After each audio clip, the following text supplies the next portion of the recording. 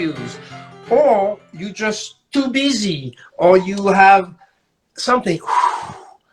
Use art as a profound thing. So that's very good. So we want to respond to that, and then we move to another thing you said, but I think you said it all. Yeah, okay. Okay. And also, as we were saying too, you don't have to be a quote professional artist. I mean, get a sheet of paper and get a pencil, you know, and just start there. It doesn't have to have, yeah, you know. So that's the second thing. Exactly. That was the second part of what you were saying. And indeed, even though many of us would like to aspire to become better and better, as you say, and to be able to express exactly what we want, but art, the being of art is not only technical, it is just to enjoy it, the pleasure to apply a beautiful color on a piece of paper with a nice brush. And that's where it's a little self-serving, but it's true, I believe in it.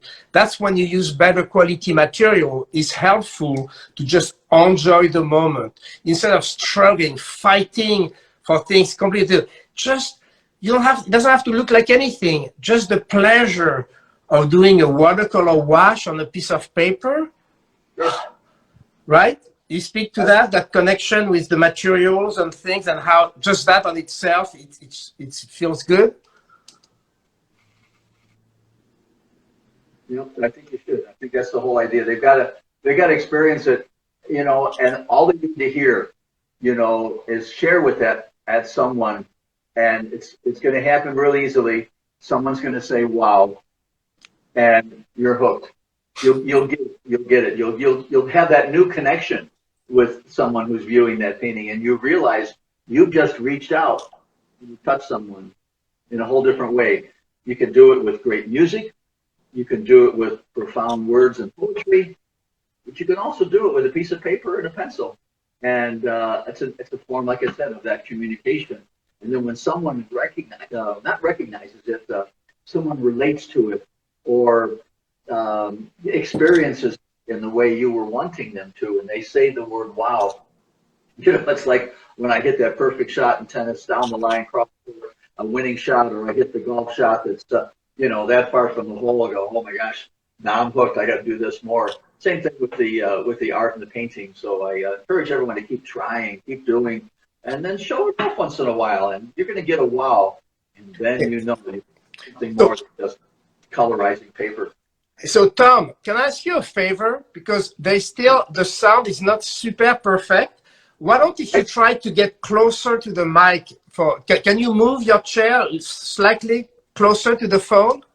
Just for a second? Sure. Plus I can speak up a little bit too. Yeah. Yeah, that's bad. Say something? I'm just used to being in the studio and I have microphones here, so using the cell phone. Yeah, so next time we'll do other opportunity where we'll have better production. I know you're not used to do live on the phone. Actually, it's your first one. So thank you for trusting us. It's just a little different. So, but now I have a personal question. Before you show your beautiful work and demo, can I ask you a couple of questions? Sure. So one of the question I like to ask, and I realize I forgot I may have never asked you, even though we've known each other. That's the other part. I want to say something before asking you the question. I want people to realize we've known each other for close to 40 years. We met in the 80s and we worked together. We didn't work. Work was up and down. I mean, was fluctuating, but our friendship, our trust, and we always knew we were going to regroup. But we'll get to that after. Now I want to know, I think I realized the question I never asked you before was, at the beginning of it, what inspired you? How did you become such a rock star today? How it all started as a kid? Were you already artistic? Tell us about your youth that led you to become an artist, please. So the good news is I wasn't the best. I was, for whatever reason, and there was no one in my family that had any art experience that took me to museums or any of that. probably sixth grade, and at a Catholic school, and I was always asking questions of the nuns on this or that. So I think my doodling and just passion, you can't teach passion. I just had, for whatever reason, I don't know what it is, but I just found making that. Now, I do know my parents had a great influence, and I'll share with you that in a moment. But so I had this passion.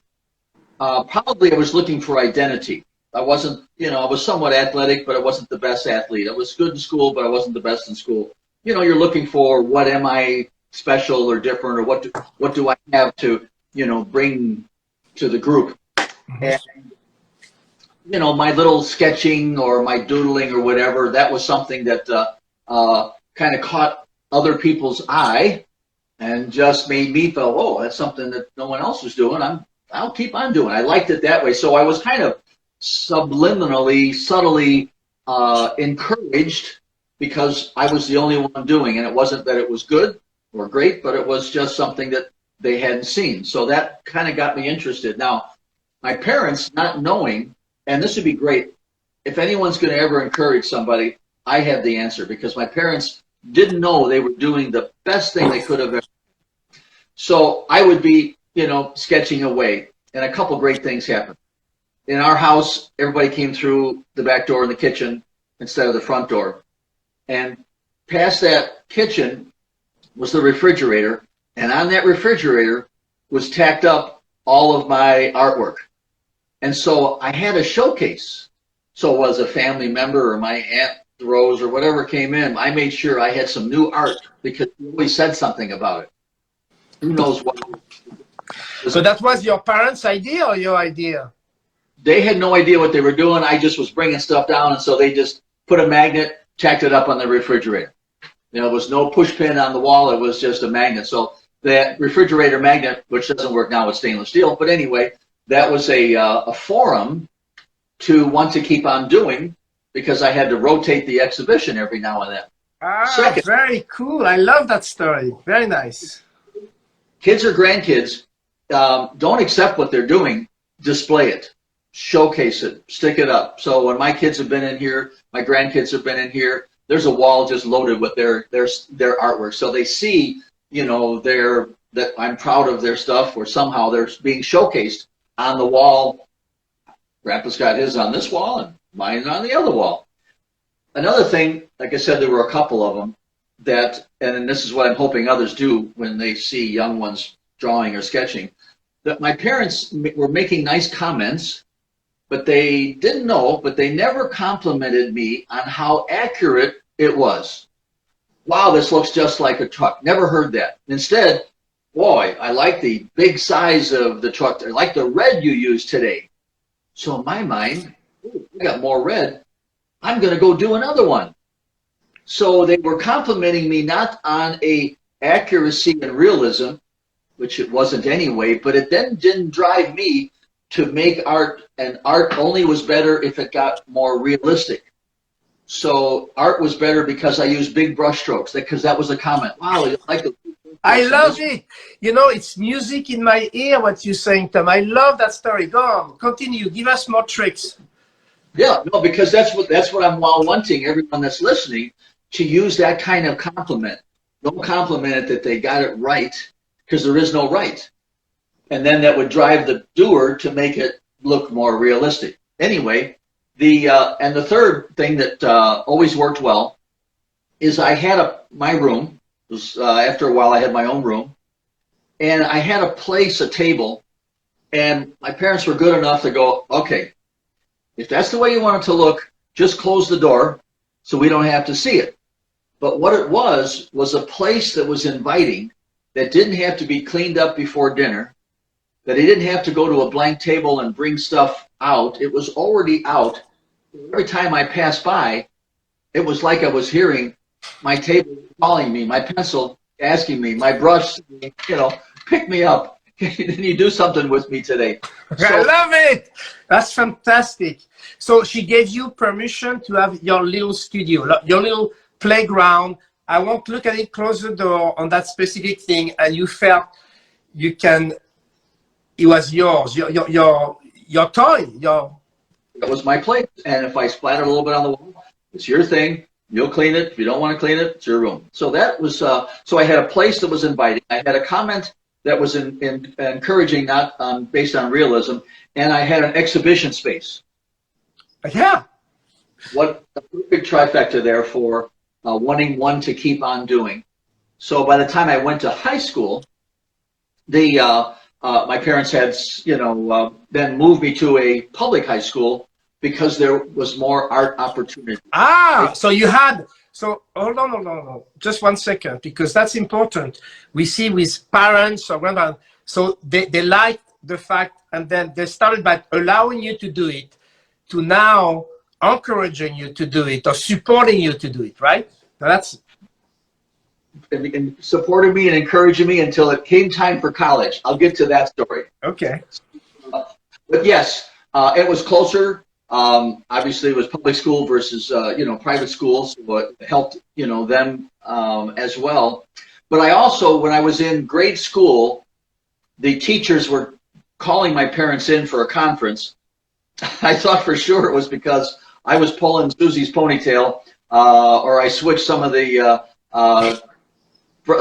jackets in the coat room to a different spot so they couldn't find them. Anyway, I was always fooling around. But no, it was because I was doing a lot, asking a lot of questions, and they said, please, you got to find someone somewhere to encourage or to give him more opportunity, a little bit of education at the same time. But in general or in the arts?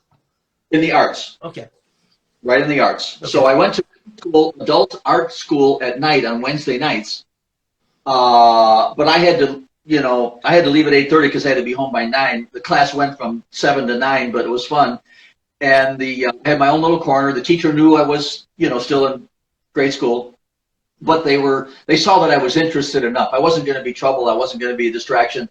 I was really, given projects and encouraged in whatever way. So I think that helped them also stay with that same high school program. So they saw, oh, this is all well and good. He likes art. He's not getting in as much trouble. He's out of our hair, whatever. Right. It's all good. And I was very active in sports. So now I went to that high school and took every art class there could be. I made sure my homeroom and my lunch hour, was in the art room, and just liked being a part of it, taking it all in. I liked seeing watercolor. That teacher, boy, wet that paper, and I saw the color just explode. I go, whoa, that's a whole lot more fun than taking an oil. Now, I'm not against oil painters. I'm not saying anything against it, but I just saw the mark that was made and it just stayed there. Whereas in watercolor kind of did its own thing and the color was energized. So just for whatever reason, I gravitated to that. Now, the college, because we go quick in the college because we'd like to see, but continue. I have another question. Continue with the college. I'm afraid of what it is now. Oh, yeah. So anyway, I wanted to go to art school, but I had full scholarship as a gymnast or in tennis to 2 other colleges. Full ride, college paid for, and no college paid for at the art school. So my parents go, all right, you've done a great job. You've been active in art. We know that's going to be a long time part of your, activity, your life, and so forth. But don't they teach art in college? Well, yes, they do, but it's not the kind of art that I was liking. I wanted more representational and instead of more freeform. And it was close to home. So he said, well, can you at least try it? They thought for sure if I went away to college, well, I'd get caught up in the life and want to stay at a college and continue. So I went away for 1 semester. I came back and so I want to try something. I want to go 1 semester to the art school after I went actually almost a year to the 2 semesters to the college. So then we had a meeting almost 2 years later. And so I had on this table all the art.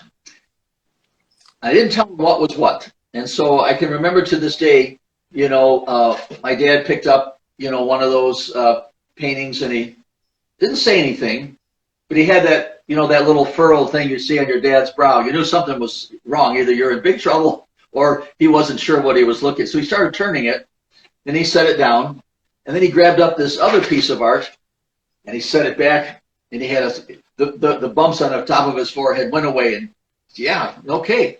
I go, well, Dad, the yeah, okay is from the art school. And the one that you were puzzled about, what was the top or the bottom, I don't know what was the top or the bottom either. That was from the other school. And so that's where I then said I really want to continue. I've moved back home. I got a part-time job, and I want to continue at this art school in the city of Chicago. And I was able to live at home and commute to that school. Now, a fun part of that story is that I always was thinking when I was in that senior year of high school, well, Dad, what's wrong? Why are you so concerned? I want to go to art school. I'm excited about it. And he just tried to very kindly describe a way that, in essence, what I read between the lines, it said this: you are going to be a disheveled, you'll look grubby forever, and you'll be a dependent in my household forever. So from that day forward, I never wore blue jeans, and I always wore a shirt with a collar, because I wanted to show that I wanted to have art as my profession, as a business, and not just as a lifestyle of being artistic. What his image of artist, now again, it's a hardworking, blue-collar, I worked 2 or 3 jobs at a time. Well, he didn't know our artists, and didn't understand the options that were out there for me. But it was a concern for me that I was going to, so I wanted to make it. Now here I'm in an art school now. I never wore blue jeans. Always had a collared shirt in some way. If it was a t-shirt, I had a collared shirt underneath and so forth. So I wanted to begin showing that I was very serious and I wanted to be a professional at this. So the fun ending to that story, many years later after art school, after getting out, after starting to work and so forth and make a living, my dad's business was moving from Chicago to Minneapolis. And he didn't want to move with it. So I said, well, Dad, what are you going to do? You got, 10 years still. You can work if you want. He said, I know. I'm going to get a part-time job with several different small businesses, and I'm going to do their accounting. I go, wow, good idea. What kind of money are you going to make? Whatever number he said, I added 50% more. And I said, Dad, I actually know someone someone I know him really well would be interested in hiring you. He goes, well, yeah, who? Tell me the name. I wrote down my name and my phone number and handed it over to him. And he opened it up and go, what are you talking about? He said, Dad, I'm hiring you. You're coming to work for me. My dad came to work for me for the next 10 years. I bought the house next to me. And for then on, he came over with all of the accounting and my books, and which isn't my strong suit. So he could see that his son could make a living. And I thought it was great. All right. Okay, Tom. Okay, thank you. Just, I have to keep the time because we love. So I just want to make a new introduction of how I perceived you when we met. And so we do a fast forward from that time to now in the 80s when we met, because it's very profound. I don't know, some of the community knows, some they don't, and it's okay. But when I met you first, I think it was at the show, maybe in Pasadena the first time, or in France with Jean-Roch, I forgot. We met so many places early on. And you were, at the time, at least to me, there was there was 3 very famous persons on PBS. There was Bill Alexander, Bob Ross, and Tom Lynch. Each on that, there was that thing. And that's when I first met you. You were the star on PBS, one of the big 3 of the art, just doing exactly what you said, to teaching. I think it was the beginning of creative through PBS and all that. And you were right there. And when I met you, I was very intimidated. But then I knew that you, like Jean-Roch, Yes. One of the hair of the Raphael brush family. Yeah. So we became friends, even though I had that, oh my God, it's Tom Lynch on TV and so forth. So anyway, just for people who don't know, nowadays, all those stories about Bob Ross or Bill Alexander, I want to say to the people, look, Tom is right here, still kicking. And it's incredible to see you 40 years later and still kicking and doing great things. So on that note, hold on, now answer that, but show us your painting and do a demo, because we have only 20 minutes left. Yeah, that was back in the 80s. And it was a fun time to be able to showcase. And I wanted to showcase art, that was something for everybody and not just for artists. And in a way that had a kind of balanced gallery art, because everyone said my career was going to tank as soon as I went on PBS. But so that was a good time that we met, and we didn't do any business, relationship. We just became good friends and had a mutual friend in Jean-Roch, so I know it well. So I put together a couple of paintings that I wanted to showcase what I was saying earlier about the idea of having a theme. Now, first one, is going to be structurally sound, fundamentally correct. It's got a focal point, color harmony, value change, design, composition, balance, rhythm, flow, a lot of those many elements that I say you look for, which is good to have. And I wanted to, in this particular first one, I wanted it to be a reminder of that particular place. Also to let it be, maybe you've been to a distance to a lake and saw a similar scene. So I wanted to kind of be one that could be trigger to having been at that kind of a place. Not too specific, not what kind of pine tree, not is that an oak or a maple tree, but just general, even the flowers, just any kind of flower. Your imagination will fill in the blanks. But what I want to do here is show you now where after all those structure and fundamentals, at the end, notice how I said I wanted this to remind you of going to the lake, being out there. Once in a while, I want the painting to strike you right away with a particular mood or a theme. So it isn't about the lake, isn't about the types of trees and so forth that's in your mind, but the mood or feeling just hits you first and right away. So see if when you see this one, you're now caught with the mood of that soft, warm, whether it be morning or afternoon, this is important, but capturing that mood and atmosphere of warmth. And who cares if it's a lake house or if it's a city house? And that's what I like about now taking a similar scene and painting it in different ways. But I'm not going to stop there. So there's times in which that I might want to have a large amount of that soft, warm glow. And the next one, I decided I could make this look even different if I had a small piece of that soft, warm.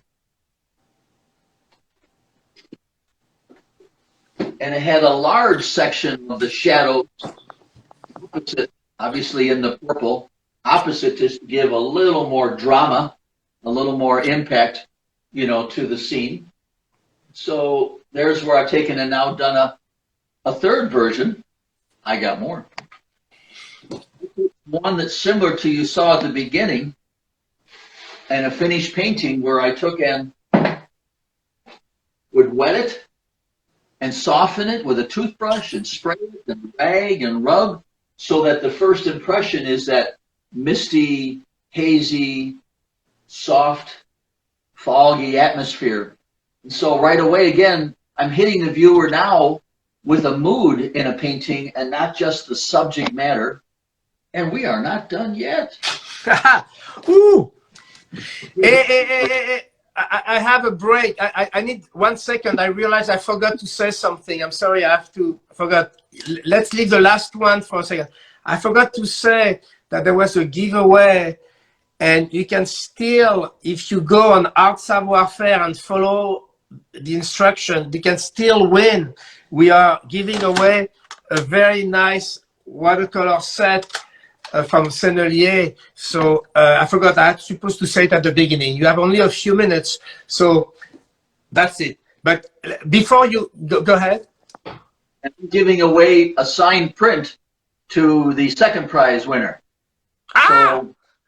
So don't forget that. So you guys, you follow. Andrew's going to give the instruction of the people. You have things to follow. There's certain things to qualify. So Andrew will explain. So now you have two. You have a watercolor and a signed print. Watercolor set from Sennelier.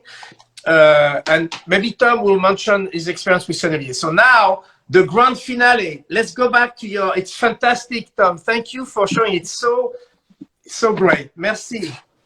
So there's another view, another feeling, a different atmosphere, a different coloring, a different lighting, a cool color dominant, a little pop of warm, you know, for the focal point. And so there's all the different versions, only because I wanted the painting to have something to say instead of having the painting be things that you could see or name what they are. So let that be, point being, let that be a reason to make art.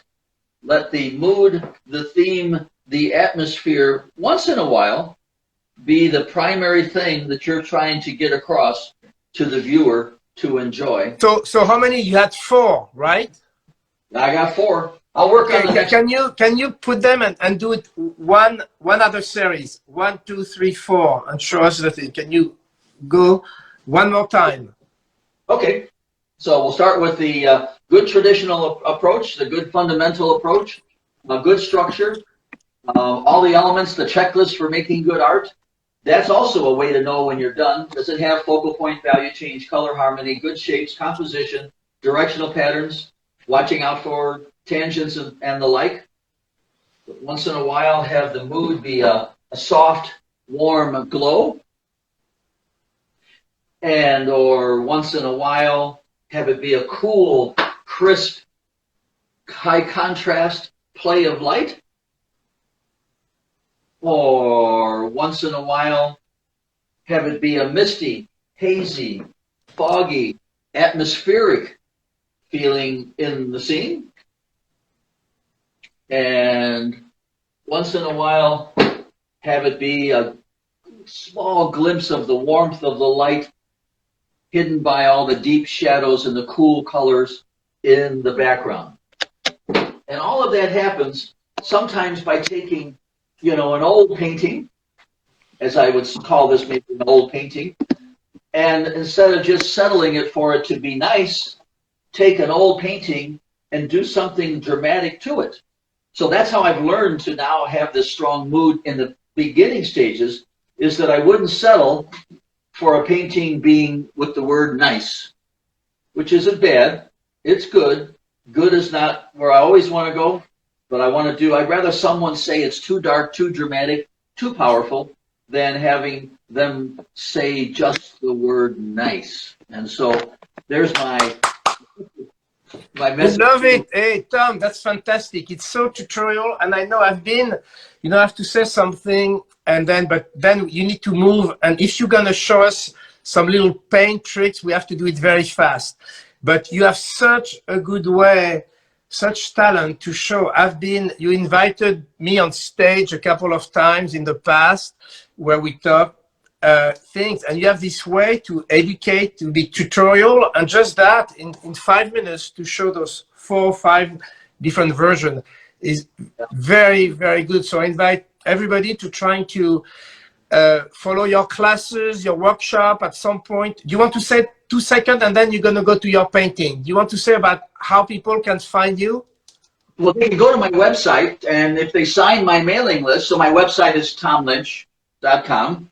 If they sign on to my mailing list, I will send them a free full demo to watch on video. I'll send them a link to watch a full video, should they like, and share with them a little more of the spray bottle techniques I'm about to show you. All right. Hey, it's not me. I promise I didn't bring it up, but there's a question, and I think you're probably going to mention it if you're going to demo. It just came out. People are asking, oh, do you have any specific paper or paint pigment you use? You can answer now, you can answer as you demo, whatever, but it was just a question on the chat. The pandemic, 2 years ago coming up now, when we were all at the stay-at-home shelter in place. So that's gave me the time that I hadn't had before to experiment. And so I pulled out some spare sheets of the Fabriano Extra White. Now, there's a couple of things that a paper has to do for me. I don't want the paint to soak in too fast. I want it to stay close to the surface after it dries so I can remove dry color, because I do a lot of painting by wiping off dry color. But the big alert for me is my art is all about color and contrast. The extra white, that Uno has just a artistico, has such a look to it that fits perfectly. If you like color and you like contrast, then that extra white Fabriano is going to be, you'll see a difference immediately. It makes the colors pop and so forth. Now, I did have, a couple of tubes. One was Phthalo Green. Now, I was brought up to learn you just don't use phthalo colors because they stain. And I remember I said I like to remove dry color.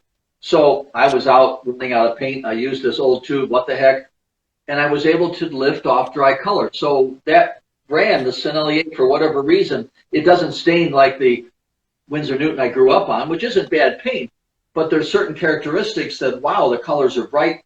You had a color, they had a color blue and dancerine that really is a great dark, whereas paint gray, neutral tint, lamp black, any of these darks, if it was done with Payne's gray, it wouldn't look half as beautiful. So I'm about color, and I found a couple of those colors that I could match that I was so fond of. So the Opera Rose, the blue and dancerine, I can now use Phthalo Green and still wipe off dry color. So I have made a change, for the benefit of my paintings. I could use any materials, and I'm going to choose what's going to help me as a painter now.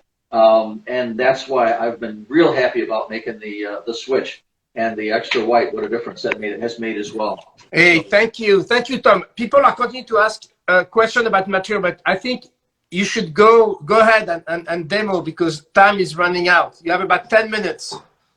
Well, I'll give you 5 minutes. I'm going to go to a green screen, so don't be alerted that the color's green. I'm going to shift over to an overhead camera, and I will share with you a couple of what are called spray bottle techniques. So I actually put paint in a spray bottle.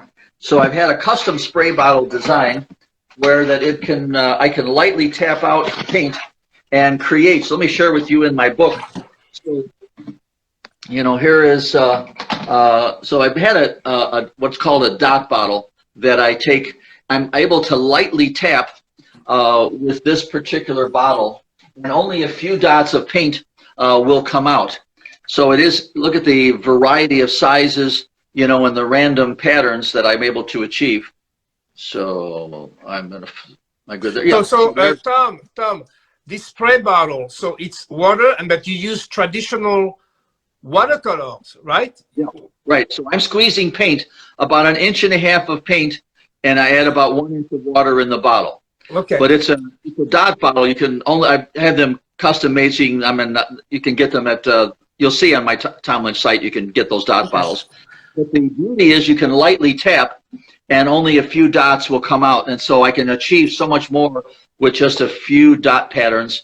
So let me share with you a couple things that they can do. And, yes, please. That variety of pattern is an important element. So I use it to paint grass on the ground in a scene. So I'll grab a painting over to the side. So even though we're close up, but the grass was paint coming out of a spray bottle, just creating all that dot pattern. I do it for leaves. So all of the leaves, for a bush or a shrub, come from the dot in a spray bottle. Great for waterfalls. I'll share with you. So these are a country road. Nothing better than taking a sandy beach, country roads, so that's a yellow ochre, a burnt sienna, and then a cobalt magenta, sprayed at the bottom. And so that is where I will take and make use of the spray bottle with dots of paint in it. It does great little waterfall activity as well, as you just saw, some of the waterfalls. And so that is a combination that I'll come back and share with you here, how I can turn those dots of paint into leaves. Oh my God! So a little dot of paint, different colors, of course, different value changes, of course. So that's the same paint, but I need a nice soft, and that was one of the things I noticed right away with the Sennelier paint, how soft and smooth they come out of the tube, allowing me to then mix easily in my spray bottles. You can't have a thick, hard. And so you can take and create. Now I'll take some clear water on top of that and open those dots up to become more leaf-like. Any of the ones that you don't like or need, now there's where I can just blot them off, so I can capture, you know, a lot of. Is that dry paper? Yes, thank you, dry paper. Okay. And so here is how I will take in one way. Of course, you can use a sponge, you can use that, but watch this. Here's something that you would like. I'm going to put some clear water first on the paper. So I'm just using the dot bottle. It's the old Windex style. So here's just clear water in a dot bottle. I'm putting that down first. Now, as I paint branches, because that bottle, that dot is raised, it didn't soak in. That's where the paper makes a big difference. I don't want that water to soak in. It stays raised. Now, when I'm painting branches, they will have a nice bump, a little hitch, a little broken part. Also perfect where I want to have the shadows of this tree be cast across the ground. I would like for that shadow on grass to have a nice bumpy look. So the bumps are happening automatically because of the paper that didn't take that bump of water. It didn't soak in too fast. So if it soaks in too fast, then it's going to be just look like you're painting wet into wet. But here I wanted a nice bumpy look for branches. I wanted a nice bumpy look for leaves. I wanted a nice bumpy look for the shadow on the ground of the tree. And so here's where those two components, a soft pigment that will dissolve easily in my dot bottle. So you can't have a thick pigment. And so that's what I show to so many people, how soft the pigment is when it comes out. And so your pigment, you know, can't stay like this. It has to come out smooth and melt in. So if it stays extruded, you know, it's not going to mix easily with the water. So there is a couple things, if I may, since you're talking about paint and you're using Sennelier, I'm wondering, or I guess more than wondering, that possibly the fact that we use honey, you know, that one of the reasons it has that consistency and it gets so soluble. So you can see how I squeezed out paint here, and look at how it has already melted into the, you know, the tray. And so that tells me it's going to melt into my, you know, spray bottles quite easily. So when you squeeze out your paint, and if you still see the shape of the tube, you'll know it's not going to work quite as well. So yes, I did notice that very much with the Sennelier. I thought the honey was a way to embellish the color, which is what, you know, I was wanting to have, you know, in my paintings. And so that's what I liked about it. And there's my Phthalo Green now that I shied away from it for all those years, and it works quite well. So there's the a couple of things what I do with the spray bottle. Let me show you a finishing touch that can add. So the texture, you know, on the bark of a tree, that's because there's dots of spray bottle, you know, on the surface. So look at the rough weathered texture, you know, that you can create, all because of paint in the spray bottle. I use the dot pattern to actually remove paint as well. So I do a lot of lifting off of dry color. And so I might put some dots of water here, and then I'll let it set for 10 seconds, blot it with a cloth towel. And so this little sparkle from the light, I am now removing dry color. Here it comes. There's nothing here now. And there, look how easily. So the Sennelier doesn't have the oxgall, so dry color is softened easily.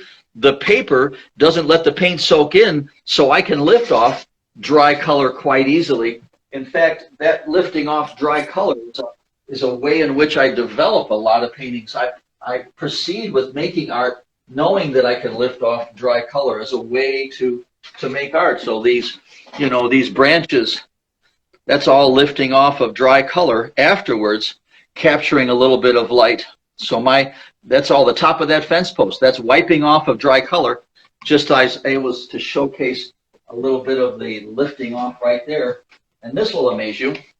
So I think that lifting off of dry color is the perfect answer for trying to show the shape of things in a shadowed area. So the rooftop and the fence posts and the tree branches and tree trunks.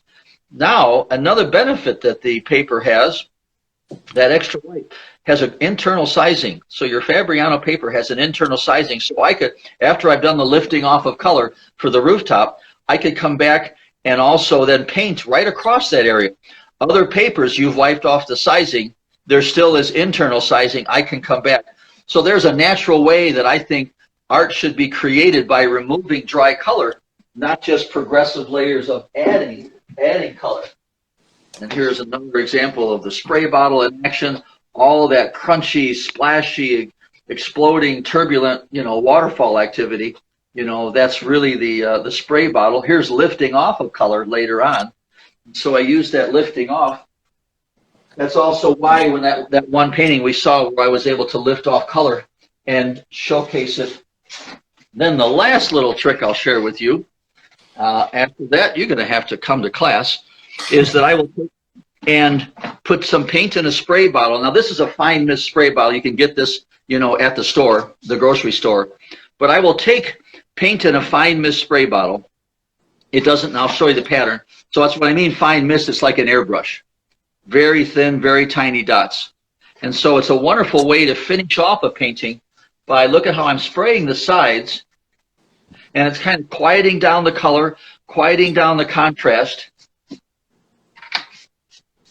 So now this green is not so bright, the contrast is not so strong, and I'm able to trap the viewer's eye in the painting by sometimes a light little spray. It's like an airbrush. It's not going to mess up the edges, not going to mess up the color. Light colors become darker, dark colors become lighter with this spray. So here's where you want to have a nice clean color that doesn't have a lot of fillers in it or white paint in it. But there's a neat little trick that I wanted to share with you for the ending of a painting where the fine mist has done a nice little job. So I'm going to go back to green screen for a second, and I will. Oh, that's fantastic. Yes, thank you, thank you. So come back, and we can chat for a couple more minutes. Wow, very, very nice. And what kind of green is that? I'm trying to figure. I was trying to guess the color, that shade of green, but never mind. I was just joking. This is yellow. Oh, that's it. Oh, that is frog tape green. Tom, thank you, thank you, thank you. See that I work overhead, but look at how that fine mist, the two sides help keep your eye in the painting, because a lot of times I get carried away over to the side or the corner, and that fine mist spray helped bring the eye. Because people have said, of my artwork, you have a certain glow. Let me put this one back up. And so that's what makes this particular part look to have that glow, is because there was a fine mist spray of blue on the left side and on the right side, quieting down the color contrast, edges, and detail, and it made where there was none of that spray look like there's more sunlight radiating right on it. So it's a fun way to enhance your focal point or to enhance the feeling of light in that particular section. All right, Tom. So we have only 2 minutes left. So one, I want to thank you so much. And I knew about your talent. I knew about your charisma.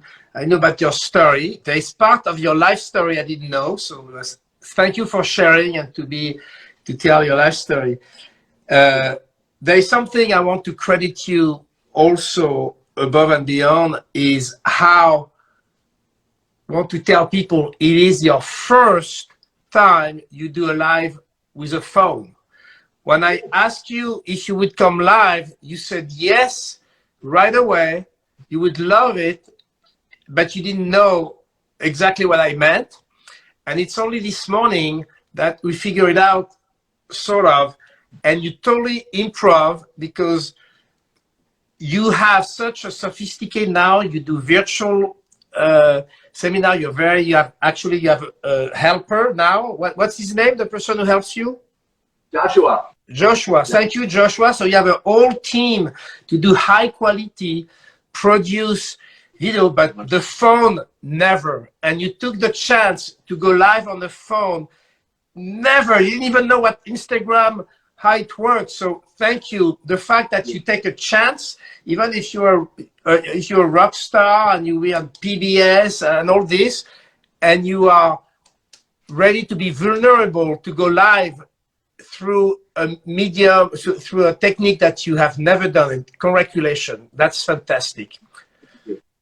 I know, but that's because it takes, you know, you are very courageous and you delivered. You delivered great. So now one more question, 1 more minute. Sure. We finishing usually with the end, same as the end. I would like for you to repeat, but shortly this time, like in 1 minute. No, that's go pay. That's after. Now, give us a word of, you know, how art is going to help us in the future, and art will help the world. You have 30 seconds. It's real simple. It's going to bring us all together. It's a common thread, and it doesn't cross any age barrier. It doesn't cross any race barrier. It doesn't cross any of the ethnic barriers at all. It's a perfect common thread that everyone can come together and communicate together with. And if we all come together, the world will be a better place. All right. Very good. Hey, very good to be short like that. So now we're doing, you think like you remember, 1, 2, 3, go paint. Keep Go your paint. brush. Okay. Yes. So thank you, Tom. Thank you, Andrew. Andrew is here, been rock star also. And thank you, all of you, to come every Friday and come again. And Tom, we have a lot. We'll see you soon in North Carolina. I'll see you in Raleigh at AOC in a couple of weeks. Okay? Visit my website, and you'll get a chance to see a free video. So thanks for watching, just for you in the audience, and a free drawing. So happy to share. All Appreciate right. you all. Merci. Woo! Bravo! Up.